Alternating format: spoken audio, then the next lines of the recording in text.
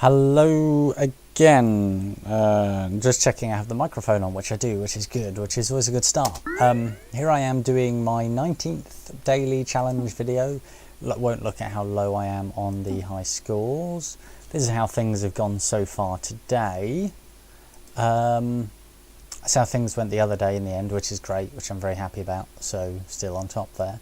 33,000. The score to beat, which doesn't seem very much. So as usual, I'll be doing the daily challenge while talking about a topic. I've forgotten how to use the menu. This is amazing. Using the menu. Help me, get me out. Topic today is Fortea. I don't know if that's the right word for it. The topic for today is weird things. And this batch of 10 daily challenge videos are all things that matter more to me or more influential to me. And I've talked a little about people, I suppose. In fact, I've talked about people quite a lot generally in these. But now this is more of a general concept. Should perhaps have talked about more general concepts than just people, but never mind. Weird stuff, and I say Fortea, I don't even know if that's the right word, but it's drawn from the name Fort. It's drawn from Charles Fort's name.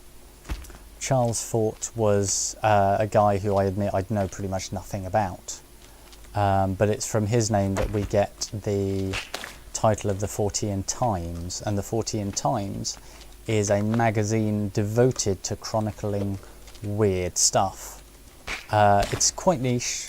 It sells less than 20,000 copies, which I think in the whole world, which is pretty niche, and even in the UK would be pretty niche. I mean, that's below all the caravanning and fishing magazines and you know, everything.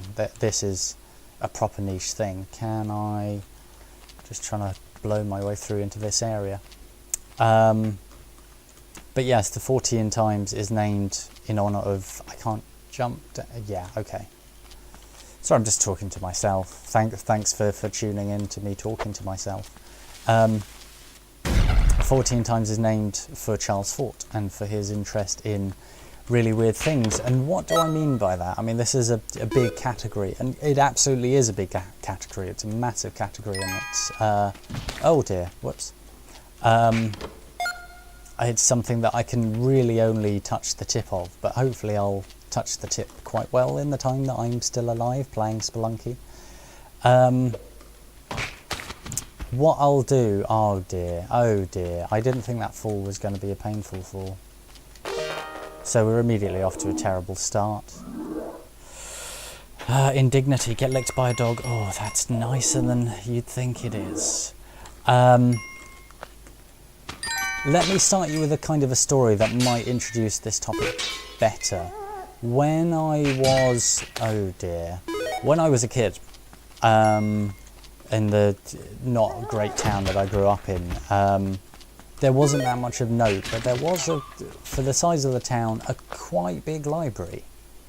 And the library had an upstairs and a downstairs, and the downstairs was fiction, and the upstairs was non-fiction. I need to get this mouse to trigger this thing. And I'd go to the library every 2 or 3 weeks, and as a kid, and usually come away with a couple of kids' books to read. But because of the way that library allocation worked, the number of fiction and non-fiction books you could get didn't stack. Oh, for heaven's sake, that is unfair.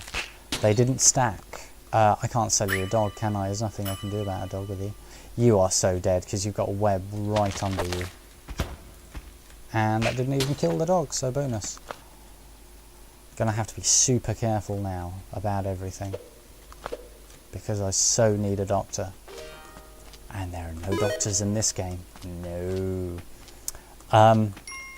So I could get a bunch of kids' books, but I could also get a bunch of non-fiction books, and you know, they'd be separate categories. And one wouldn't interfere with the other, which was really, really cool, because it enabled me to get lots of really unusual books from the non-fiction section. I could have got history or science, and what actually happened was I just didn't. That wasn't supposed to happen. That, oh dear. Is he ever going to go away? Here's a question. Let's hope there's something good in here. Some glasses. Some glasses. Oh dear. So I run, just leave.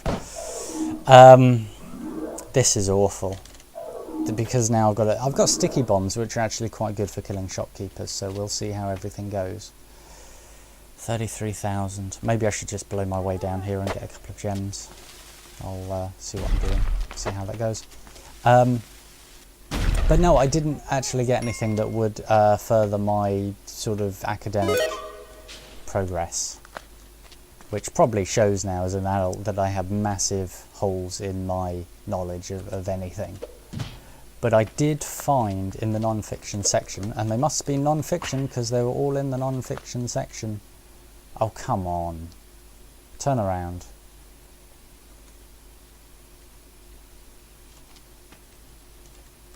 Hang on.